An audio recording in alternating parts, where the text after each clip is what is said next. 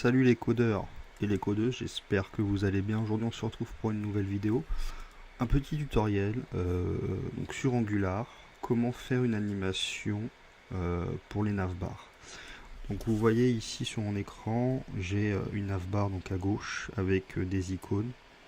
Donc voilà ici. Le problème étant que pour les nouveaux utilisateurs, c'est compliqué en fait de savoir à quoi correspond l'icône. Donc ce que j'ai fait, c'est que j'ai fait une navbar qui s'agrandit et qui se rétrécit. Et donc vous voyez ici, il y a une petite animation en fait pour l'agrandissement. Donc ça c'est une animation qu'on peut faire simplement avec Angular. Et donc je vais vous montrer un peu comment. Donc là j'ai reproduit pour ce tutoriel en fait une même navbar à peu près similaire. J'ai ajouté l'icône, mais pour l'instant vous voyez que si je clique dessus, il ne se passe rien. Et donc ça on va le faire ensemble. Donc tout d'abord, avant de commencer, vous devez aller dans votre fichier app module TS, donc, qui est ici, et vous devez vérifier que vous avez bien apporté browser animation module. Sinon vous aurez une erreur dans la console, donc vous faites-le dès maintenant. Donc ensuite, comment ça marche les transitions? Donc tout d'abord vous allez devoir créer un trigger dans votre composant qui en fait va servir à définir le nom de votre transition. Donc moi je vais l'appeler collapse menu. Donc ce qu'on va faire, on va aller dans mon composant de la navbar. Hop. Donc c'est très simple. Ici vous avez donc l'arrobas composant. Vous ajoutez animation. Donc c'est un tableau en fait parce que vous pouvez ajouter plusieurs animations sur plusieurs composants, sur plusieurs éléments de votre composant, pardon. Hop, ça je vais l'enlever. Et donc on va faire comme c'est écrit ici, on copie et on va mettre le trigger. Hop, et là vous devez importer. Donc vous devez importer le trigger de l'animation. Donc ça c'est fait. Donc ensuite, qu'est-ce qu'il faut faire? Donc l'animation en fait, pour réaliser cette animation de collapse, en fait il faut définir les états, donc les différentes propriétés de notre élément. Donc en fait quand on fait une navbar qui s'ouvre, qui se rétrécit, qui s'agrandit, en fait il y a deux états. Il y a l'état collapse et il y a l'état expanded. Donc le collapse c'est quand la navbar est petite, donc sans les titres, et le expanded c'est quand elle est ouverte comme actuellement. Donc on va pouvoir ajouter ces deux états. Donc ça on le fait dans les définitions ici. Et pareil, on va importer tout ça. Donc en fait pour chaque état, en fait on doit définir le style. Donc quand c'est collapse, je mets la taille, la largeur pardon, à 80 pixels. Et quand je mets expanded, eh bien le style devra avoir 220 pixels. Et donc enfin, on va faire la dernière étape qui est de définir la transition. Donc la transition, c'est de définir comment est-ce qu'on passe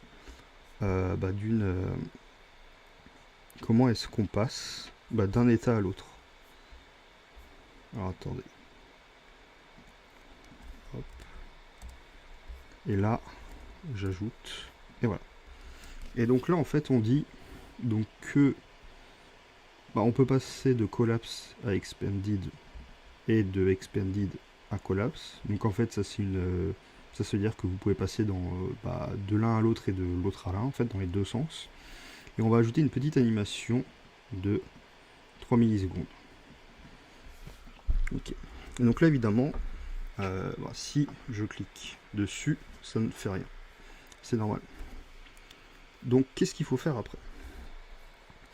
Et bien ensuite, après, il va falloir qu'on fasse, qu'on ajoute un petit state. Voilà. Donc ce qu'on veut faire en fait, c'est d'ajouter un état, donc qui va être de savoir si la navbar est expanded ou non. Et donc en fait ici on va mettre les valeurs qui sont possibles dans de nos états. Donc soit collapse, soit expanded. Donc nous on va la mettre à expanded.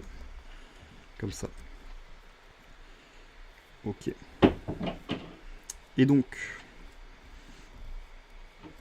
on va faire une fonction. Donc on va faire expand.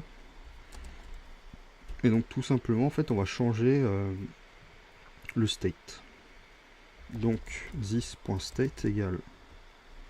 Donc si mon state est égal à expanded, alors je vais le mettre à collapse. Et sinon, je le mets à expanded. Donc là en fait on fait une ternaire. Donc ça vérifie est-ce que l'état c'est expanded. Si oui, du coup je mets la valeur à collapse. Sinon, ça veut dire qu'on est à expanded. Sinon on est à collapse, du coup je mets expanded. Et maintenant il va falloir appeler notre fonction. Donc en fait, l'animation qu'on a définie ici, pour l'instant on l'a appliquée sur aucun élément de notre composant. Donc là c'est ce qu'on va devoir faire. Donc on va aller dans notre navbar. Hop. Donc là c'est le code de la navbar. Donc j'ai pas fait le tutoriel pour faire une navbar parce qu'en général, bon, ça il y a déjà plein de tutoriels qui sont faits dessus. Mais n'hésitez pas à mettre en commentaire si vous souhaitez que je vous fasse le tutoriel pour faire cette magnifique navbar. Donc ce qu'on va faire, c'est ici, eh bien on va faire donc arrobase et on va mettre le nom de notre animation. Donc le nom c'était collapse menu. Hop, collapse menu. Et nous il faut qu'on prenne du coup l'état. Donc là on appelle notre animation collapse menu et on lui précise dans quel état on est. Et l'état on l'a défini ici à expanded. Ok. Donc on fait ça. Ici on voit que ça change rien pour l'instant. Si par exemple je change ici et que je mets collapse, et bien ici vous voyez que c'est rétréci. Ok. Donc là je repasse à extended. Donc là elle est à nouveau grande. Et donc on va aller sur le bouton, donc qui est ici, le collapse button.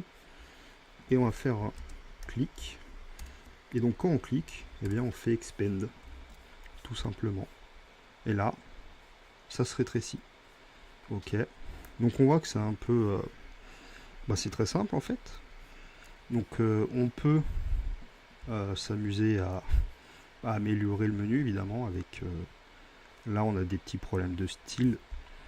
Donc ce qu'on va faire c'est... On va aller... Donc là vous voyez dans la navbar en fait pour tout ce qui est les noms des menus. Les items des menus en fait c'est des liens. Donc ce qu'on va faire, on va ajouter une classe qu'on va appeler hidden et en fait elle va s'appliquer que si mon state c'est égal à collapse. On va les ajouter partout sur nos liens. J'ai oublié le petit guillemet, voilà. Donc ça c'est pour le centre d'aide qui est la partie en bas. Après il y a voilà, mon profil, mes projets. Et ensuite on va dans le CSS de votre composant.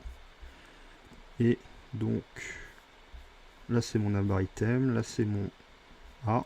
Et donc ce que je vais faire, si j'ai la classe hidden, alors je fais display none. Et si je fais ça, hop, les liens ont disparu. Alors là non, parce que là je suis dans les navbar items. Donc j'ai aussi les support items, donc qui sont les items en dessous. Si je fais ça, c'est parfait. Donc qu'est-ce qu'on va cacher d'autre? On va cacher le nom en haut, donc web coding on peut le cacher. Donc pareil, on garde la classe hidden, ici le h4, hop, et dans le navbar header, le h4, si je suis hidden, alors je fais un display none. Hop, Et voilà. Ok, ça avance. En bas, ici, on voit aussi que là, c'est pas très propre. Donc on va faire, on va juste garder en fait la lettre. Donc ça, c'est la lettre qui représente le prénom de l'utilisateur. Donc on va juste garder ça en fait. Donc on va cacher tous les spals là qui sont le nom, la compagnie. Hop, pareil. Et donc on va faire name et application. Donc c'est ici. Si je suis en hidden, display none. Et ici, pareil. Display none.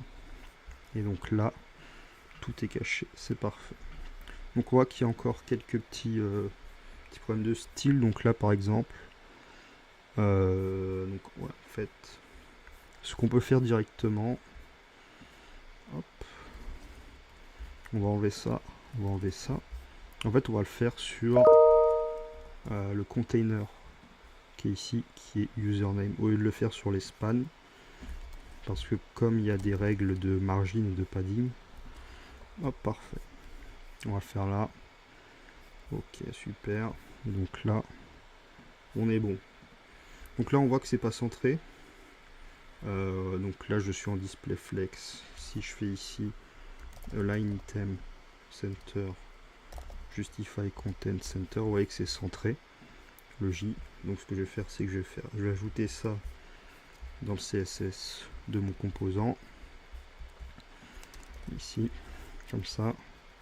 Si je fais ça, maintenant c'est centré. Et donc enfin le bouton ici.